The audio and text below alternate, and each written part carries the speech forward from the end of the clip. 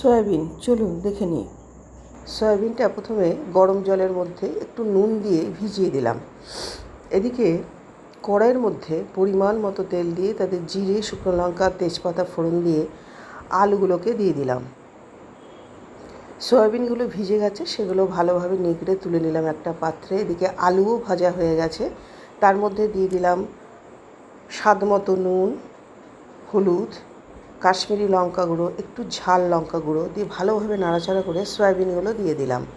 নাড়াচাড়া করে একটা ঢাকনা দিয়ে ঢেকে দিলাম। এদিকে একটা মশলা তৈরি করব। আদা, কাঁচা লঙ্কা, টমেটো, ধনে, জিরে গুঁড়ো সব দিয়ে মশলাটা তৈরি করে নিলাম।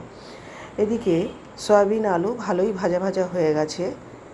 ঢাকনা খুলে মশলাটা দিয়ে দিলাম অল্প একটু মিষ্টি। নিরামিষ তরকারিতে অল্প মিষ্টি একটু না দিলে ব্যালেন্স হয় না, স্বাদটা ঠিক ভালো আসে না। এরপর একটু বাটি দেওয়া জল দিয়ে মিনিট 5-7-এর জন্য ঢেকে দেব। মিনিট 5-7 পর ঢাকনা খুলে সব কিছুই খুব ভালোভাবে সিদ্ধ হয়ে গেছে।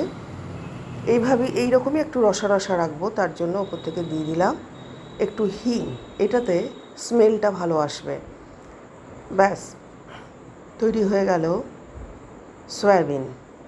খেতে কিন্তু খুব ভালো লাগে, আর আমার বাড়িতে সয়াবিন খুব পছন্দ করে। আপনারাও করুন, খান, আর সবাই ভালো থাকুন।